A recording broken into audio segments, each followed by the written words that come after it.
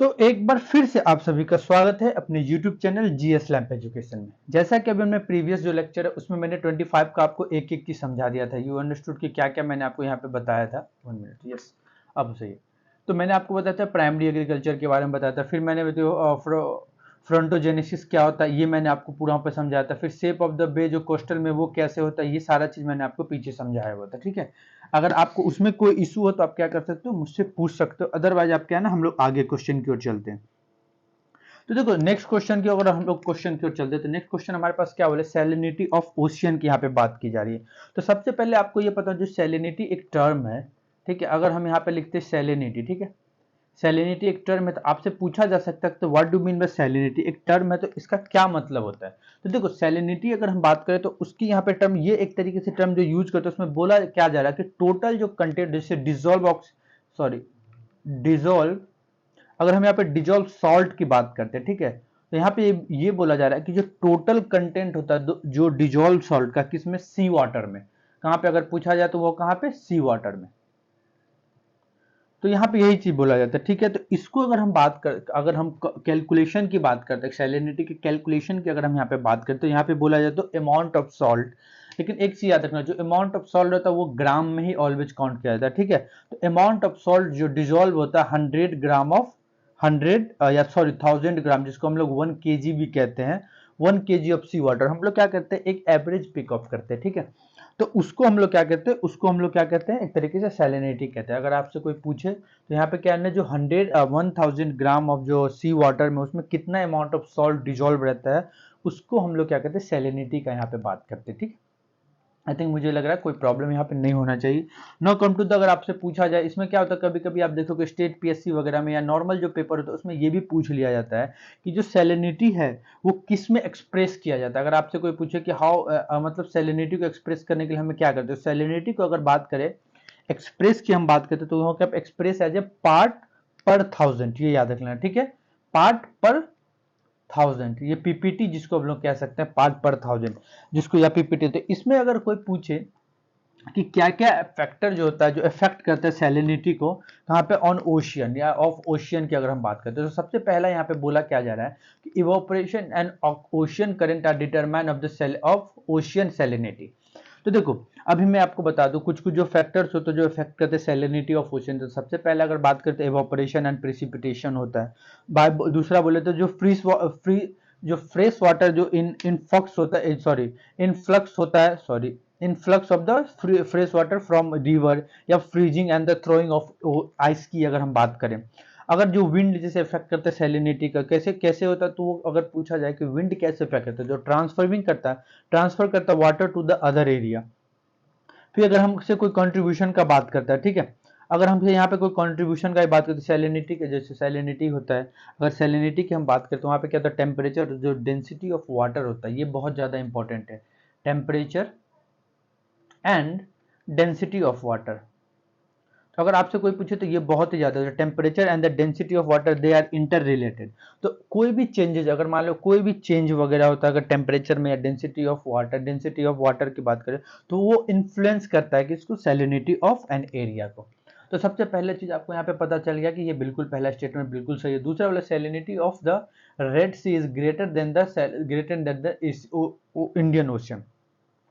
तो देखो ये तो कोई पूछा जाएगा कितना होता है, ये बिल्कुल सही है। जो रेड सी का जो सैलिनिटी होता है वो सी वाटर में, वो अगर बात करें तो वो बिल्कुल ज्यादा है। तो सबसे ज्यादा सैलिनिटी अगर बात करें तो Red Sea as compare to Indian Ocean की यहाँ पे हम बात करते हैं। आपसे कोई पूछा ना जाएगा कितना होता है, अगर आपको ये याद रखना है तो देखो, अगर सैलिनिटी, मुझे भी एग्जैक्ट नहीं याद है, लेकिन सैलिनिटी अगर रेड सी की बात करें तो आई थिंक बोला जाता है 38% के आसपास होता है। वही अगर इंडियन ओशन की हम यहाँ पे बात करें तो 35% के आसपास होता है। तो ये चीज आपको कोई पूछा नहीं जाएगा, बट ये भी मैंने आपको बस एक एवरेज बताया, तो ये चीज आपको पता है। तीसरा अगर हम बात करें, ocean salinity can provide idea about the precipitation pattern. तो अभी मैंने पीछे आपको एक रिलेशनशिप बताया सैलिनिटी, अगर रिलेशनशिप अगर कोई पूछा जाए किसकी, अगर वो रिलेशनशिप की बात नहीं कर रहा हूं मैं, अगर आपसे कोई पूछा जाए relationship between the salinity in the sea and the water cycle, तो वहां पे ये बोला तो वो चेंज होता है। अगर बात करें चेंजेस अगर हम सैलिनिटी में करें वो भी इफेक्ट करता है वाटर करंट को, ठीक है। और जिसको हम लोग कह सकते हैं change in evaporation and water, और not rainfall, sorry not water vapour, it's a change in rainfall and change in water current, ठीक है ना। तो यहाँ पे ये चीज आपको पता होना चाहिए। तो ये जो अभी आप बात करें तो ये बिल्कुल सही है कि चेंज अगर हम बात करते हैं in ocean current can also influence salinity, तो ये चीज आपको, और इसका जो भी होता है मतलब अगर हम वाइस वर्सा ही बात करें तो वो भी बिल्कुल सही है। तो मतलब तीनों स्टेटमेंट यहाँ पे बिल्कुल क्या है ना, बिल्कुल सही और करेक्ट पूछा भी जा रहा है। यहाँ पे पूछ लेता है इनकरेक्ट, तब क्या करते हैं, अगर आपसे कोई इनकरेक्ट पूछा तब क्या करते हैं, नहीं बता पाते। आप बोलते हैं तीनों बिल्कुल सही, चलो निकलो आंसर ऑल द अबव, बिल्कुल सही, लेकिन इनकरेक्ट पूछा तो यहाँ पे कोई ना कोई अल्टरनेटिव दिया होता है, none of the above, something like that वहां पे दिया रहता है, ठीक है। Now come to the next question. आपको मुझे ऐसा लग रहा है ये क्वेश्चन में कोई प्रॉब्लम नहीं होना चाहिए। नेक्स्ट क्वेश्चन अभी सॉल्ट के बारे में, सॉइल के बारे में बोला मैंने। पीछे सॉइल का आपको एक बेसिक क्लियर आपको दिया हुआ था, उसी के सॉइल को थोड़ा सा इसने एक्सपेंड करके क्वेश्चन यहाँ पे बनाया हुआ, फ्रेम आउट किए हुए। क्या बोला, Khadar is more porous than the Bhangar soil. अब मैंने पीछे बताया था कितने टाइप के सॉइल होते हैं, एलुवियल सॉइल, ब्लैक सॉइल, खादर सॉइल, लेटेरेट सॉइल, वांगर सॉइल, सब कुछ मैंने बताया था। तो आपको मैंने ये भी बताया था खादर जो सॉइल है, अगर मैं खादर सॉइल की बात करता हूं तो खादर सॉइल आपको ये पता है कि एक तरीके से न्यू एलुवियल सॉइल है। मैंने पीछे ही बताया था न्यू एलुवियल सॉइल है, एलुवियल सॉइल है। जो डिपॉजिट आपको पता है कैसे डिपॉजिट होता है, फ्लड से ये डिपॉजिट होता है, वो भी एनुअली, है ना। ये चीज आपको पता होना चाहिए, ठीक है। तो ये फ्लड से डिपॉजिट होता है एनुअली, जो कि आपको पता है इसमें बहुत ज्यादा इनरिच अमाउंट में सॉइल में डिपोजिशन होता है फाइन सॉल्ट का।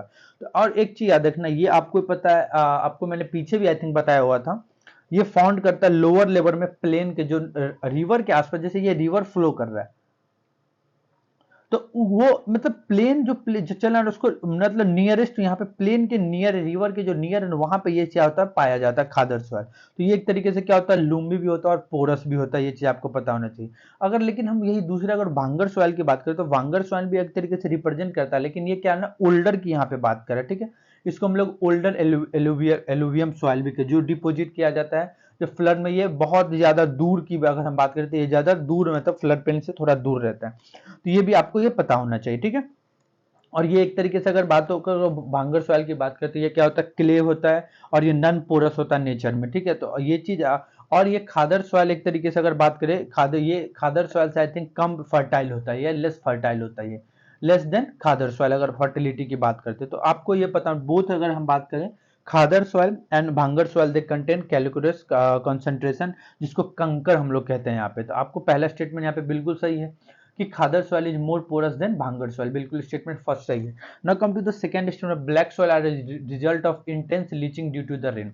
मैंने पीछे आपको ये चीज समझाया हुआ था, जो लेटरेट सॉइल होता है, ठीक है। अगर हम बात करें लेटरेट सॉइल जो डेवलप होता है एरिया, ऐसे एरिया में जहां पे क्या होता है, लार्ज अमाउंट में या हाई टेम्परेचर होता है और हाई रेनफॉल होता है। तो वो जो मोस्ट ऑफ द अगर हम बात करें तो मोस्टली जो वो रिजल्ट कहां पे होता है, आपने देखा होगा due to the tropical rain वगैरह की हम बात करें तो वो अगर हम कोई पूछे तो क्या होगा, वो एक तरीके से लेटरेट सॉइल की हम यहाँ पे बात करते हैं। तो यहाँ पे क्या है ना, ब्लैक सॉइल की हम बात नहीं करते, intense leaching due to the rain, यहाँ पे ब्लैक सॉइल की नहीं बात करते हैं।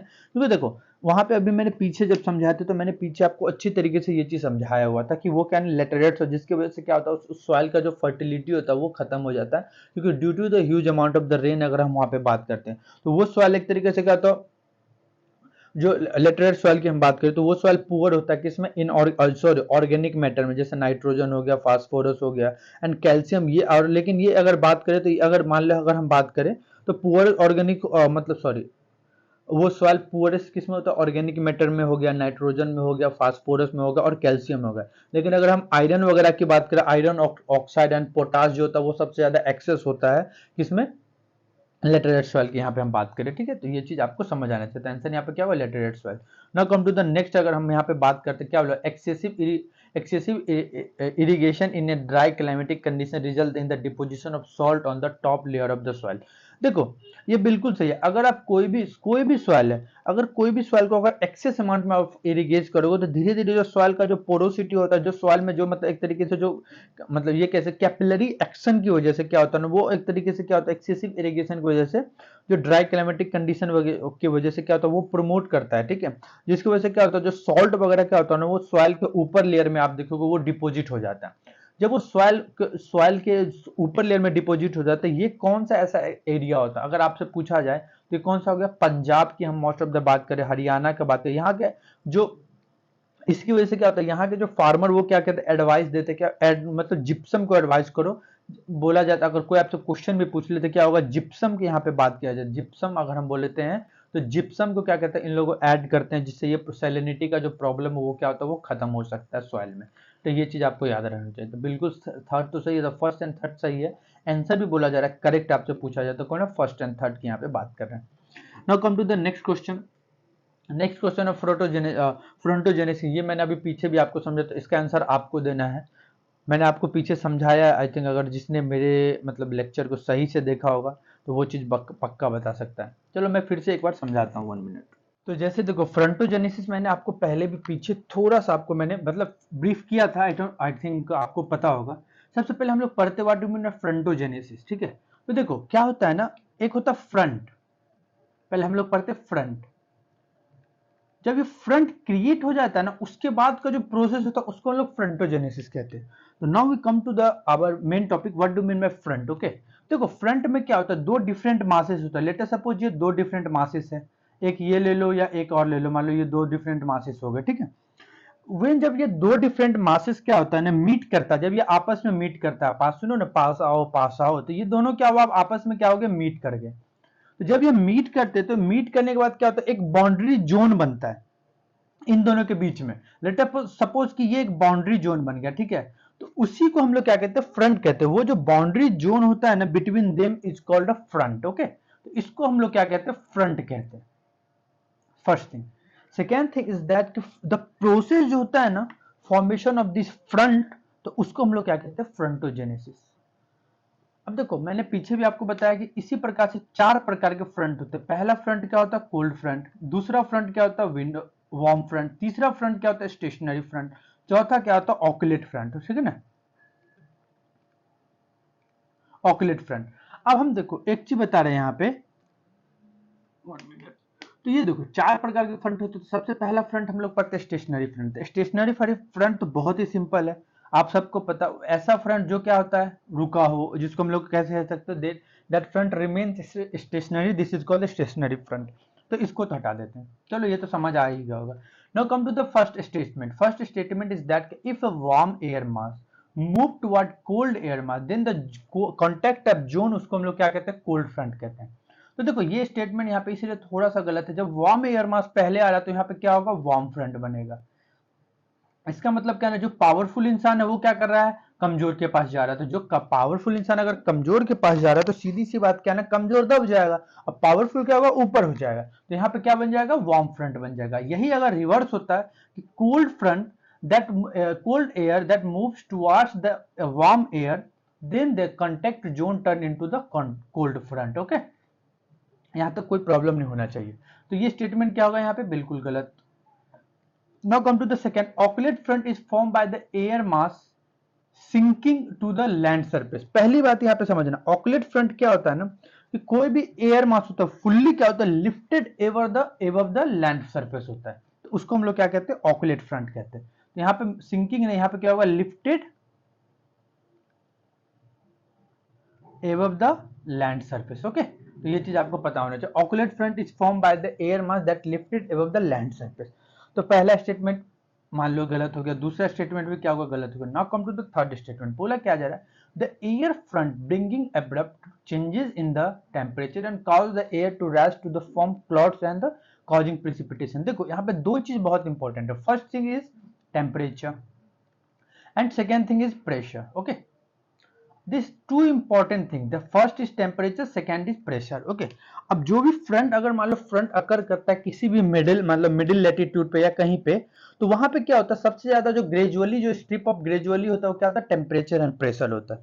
तो यही क्या करता है, ये एब्रप्ट करता है, चेंज करता है किसको, टेम्परेचर में, जिसकी वजह से क्या होता है, एयर ऊपर की ओर बढ़ता है। और इसी के जब एयर ऊपर की ओर बढ़ता है, आपने देखा होगा एयर क्या होता है, धीरे धीरे क्या होता है, नीचे क्या होता है, वार्म एयर ऊपर की ओर जाता है। मैंने ये चीज बताया था, वार्म एयर ऊपर की ओर जाता है, और ऊपर का जो सरफेस होता है जिसको हम लोग आई थिंक सेंट्रीफ्यूगल, मैंने आपको सेंट्रीफ्यूगल, मैंने आपको ये चीज बताया था, फ्रंट ये सेंट्रीफ्यूगल मतलब उसके बारे में, रेनफॉल के बारे में जब मैंने बढ़ाया था, तो जैसे ये ऊपर जाता है तो ऊपर में जो कोल्ड एयर वो क्या होता है, नीचे की ओर आने लगता है, ठीक है। ये जो नीचे का, तो ऊपर जब ये एयर, जब एयर राइज करता है तो यहाँ पे क्या होता है, क्लाउड फॉर्मेशन होता है।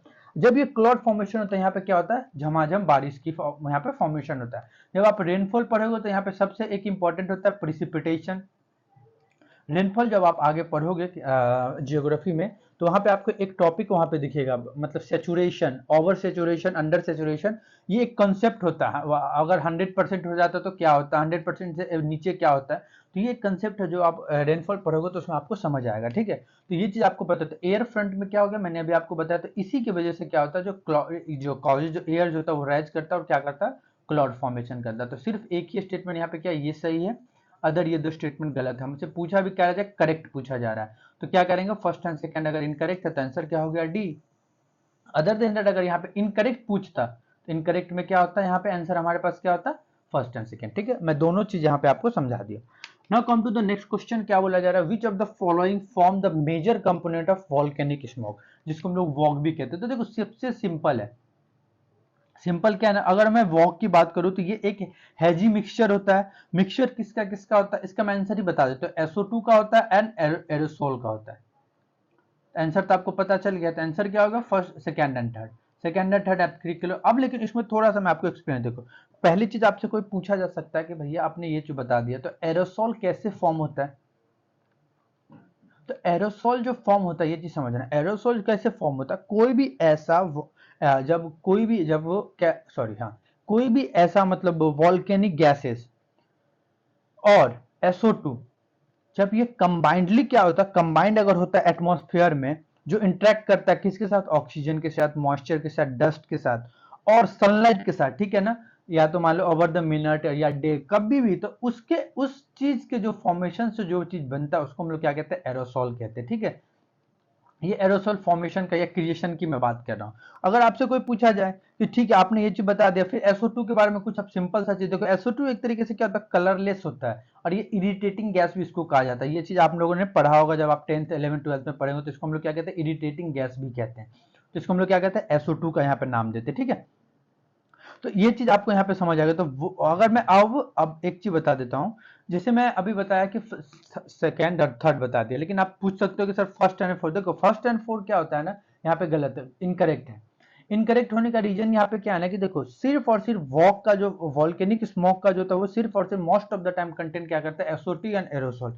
लेकिन देखो अगर मैं अर्बन की बात करूं, जैसे मतलब इंडस्ट्रियल हो गया, अदर जो पॉल्यूशन, जैसे अदर पॉल्यूशन सोर्स होता है, अगर सबसे बेस्ट चीज अगर नहीं, अगर आपको लगे तो मैंने एक पॉल्यूशन का टॉपिक मैंने करंट में आपको पढ़ाया हुआ, ठीक है। मेरा जो चैनल है उस पर आप जाओगे तो प्ले लिस्ट में आपको दिखेगा, इंपॉर्टेंट टॉपिक करेगा, उसमें मैंने पॉल्यूशन का एक एक चीज वहां पे मैंने कंसेप्ट वाइज समझा है। आप एक बार जाके देखना, अगर उसके रिगार्डिंग कोई इशू हो तो फिर आप मुझसे पूछ सकते हो, ठीक है।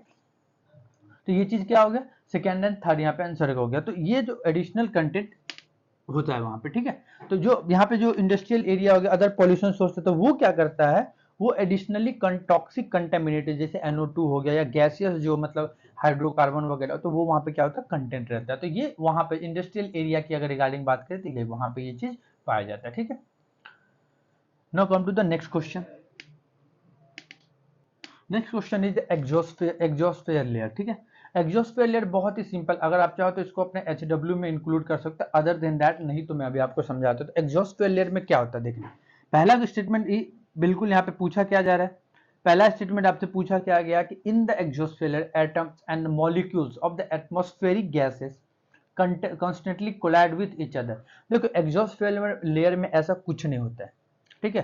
तो अगर आपसे कोई पूछे तो ये कहां पे होता है, तो ये याद रखना, ये क्या होता है, बिलो, बिलो द एग्जॉस्फेयर ये चीज होता है, जहां पे मॉलिक्यूल्स और एटम क्या होता है, एटमॉस्फेरिक गैसेस वगैरह कॉन्स्टेंटली कोलाइड। क्योंकि देखो एग्जॉस्फेयर में क्या होता है, एग्जॉस्फेयर एक तरीके से क्या होता है ना, वहां का जो एयर जो एग्जॉस्फेयर में बहुत ही ज्यादा थीन होता है, तो वो एक तरीके से आप ये याद रखना, बहुत रेयरली क्या होगा, वो वहां पे कोलाइड कर सकता है, वहां पे कोलिजन का कोई ज्यादा संभावना नहीं रहता, ये चीज आपको पता है, वो बहुत रेयरली होता है। तो ये चीज आपको याद रखना। तो ये क्या होता है, एक तरीके से क्या होता है, ये पुल डाउन होता रहता है धीरे धीरे, अगर कोई आपसे पूछे तो ये बैक डाउन होता रहता है लोअर एटमॉस्फेयर ड्यू टू किसके, पुल ऑफ द ग्रेविटी। अगर कोई पूछे तो क्या होगा, इसमें ग्रेविटी का एक तरीके से बहुत ज्यादा योगदान होता है, ठीक है। तो ये चीज आपको पता होता है। फर्स्ट स्टेटमेंट बिल्कुल क्या होगा, गलत हो गया। सेकंड बोला जा रहा है exosphere layer display A DG glow of ultraviolet radiation scattered by the hydrogen, ये बिल्कुल सही है। देखो क्या होता है, कुछ ऐसे डिस्टेंस पे क्या होता है, रेडिएशन क्या होता है, वो प्रेशर किसके, सनलाइट वगैरह की वजह से क्या होता है, वो एक्सर्ट करता है मोर फोर्स, है ना। वो मोर फोर्स जो एग्जिस्ट करता है कहां पे, था हाइड्रोकार्बन पे। जब हाइड्रोकार्बन पे मोर फोर्स, तो वो क्या होगा, एक तरीके से क्या होगा, वो पुल करेगा, अर्थ की ग्रेविटी की वजह से क्या करेगा, उसको पुल करता है। जब वो पुल करता है तो एक फेंट ग्लो क्या होता है ना, वो फेंट ग्लो ऑफ अल्ट्रावायलेट रेडिएशन को कहते हैं स्कैटर करता है, किसकी वजह से, हाइड्रोकार्बन की वजह से। तो ये चीज आपको पता होना चाहिए, ठीक है। तो एक तरीके ये बिल्कुल स्टेटमेंट यहाँ पे बिल्कुल सही था, इसलिए मैंने ये चीज आपको समझाया। तो अगर आपसे कोई पूछे जो रीजन होता है अल्ट्रावायलेट ग्लो का, उसको क्या बोलते हैं, तो जियो कोर्निया या कुछ ऐसा बोलते हैं, जिसको हम लोग कह सकते हैं जियो कोरोना, जहां पे क्या होता है जो reason of the ultraviolet glow एक तरीके से वहां पे होता है, ठीक है। तो now come to the next, international space station orbited within the exosphere और द बिलो। बिल्कुल सही, ये भी स्टेटमेंट सही है। बहुत ऐसा मतलब मेनी सैटेलाइट जो इंक्लूड, जैसे इंटरनेशनल स्पेस स्टेशन की हम बात करते हैं, तो वो ये बोला है, तो वो विद इन द एक्सोस्फीयर और द बिलो वो चीज है, ठीक है। लेकिन एक चीज याद रखना, जो इंटरनेशनल स्पेस स्टेशन जो होता है ना, वो एक तरीके से एक तरीके से लॉस करता है, धीरे धीरे क्या होता है, लूज होता जा रहा है। एवब या मतलब 1.2 माइल से अपने मतलब एल्टीट्यूड से हर एक मंथ में क्या करता है, वो एक तरीके से डिले होता जा रहा है वहां पे, ठीक है। तो ये चीज आपको याद रखना है। तो सेकेंड और थर्ड बिल्कुल स्टेटमेंट सही है। इस अनुसार से आपका आंसर क्या हो गया, बी। तो इसी के साथ देखो अपना ये जो लेक्चर एक तरीके से क्या है ना, वो यहाँ पे कंप्लीट होता है, टेस्ट सीरीज का लेक्चर 5। अभी मैं आगे आने वाले समय आपको क्या है एक दो और लेक्चर, जिसमें क्या है थोड़ा टॉपिक इंपॉर्टेंट टॉपिक्स वगैरह वो भी मैं इंक्लूड करने की कोशिश करूंगा, जो कि पेपर में बहुत ज्यादा इंपॉर्टेंट है, ठीक है। तो मैं आशा करता हूँ अगर आप लास्ट तक आए तो आपको ये लेक्चर अच्छा लगा। अगर आपको ये लेक्चर अच्छा लगा तो प्लीज क्या करो, शेयर करो, एटलीस्ट शेयर उन लोगों को करो जिसको जो एफर्ट नहीं कर सकते ज्यादा पैसा देके, ठीक है। जिसमें मैंने आपको बताया सोशियोलॉजी ऑप्शनल का मैंने 2 लेक्चर अभी आपको डाला, 2 चैप्टर। आप जाके देखो, आपको पता चलेगा कंटेंट से भी ज्यादा वहां पे नॉलेज है। दूसरा चीज आपने यहाँ पे देखा करंट, आपका करंट के रिगार्डिंग टॉपिक चल ही रहा है। तीसरा आपने यहाँ पे देखा क्या, जो अभी इंपॉर्टेंट जो भी यहाँ पे क्या है ना, जो क्वेश्चन सीरीज है वो ये कंटिन्यूसली रहेगा पेपर तक, हमेशा ये आप क्या करो, हमेशा ये इंपॉर्टेंट सीरीज चलता रहेगा, इसमें कोई कॉम्प्रोमाइज नहीं, करंट अफेयर वगैरह हर एक चीज यहाँ पे चलता रहेगा, ठीक है। तो मैं आशा करता हूँ आपको ये लेक्चर अच्छा लगा होगा। अगर आपको ये लेक्चर अच्छा लगा तो प्लीज क्या करें, अपने दोस्तों के साथ शेयर करें, लाइक करें और कमेंट जरूर करें लेक्चर के नीचे, और हमारे चैनल को ज़्यादा से ज़्यादा लोगों को बोले सब्सक्राइब करें, जिससे मैं एक तरीके से क्या ना मोटिवेट होकर और अच्छे से वीडियो वगैरह यहाँ पे कंटेंट वगैरह प्रोवाइड करा सकूँ, ठीक है। इसी के साथ अपना ये लेक्चर यहीं पे समाप्त होता है। जय हिंद, जय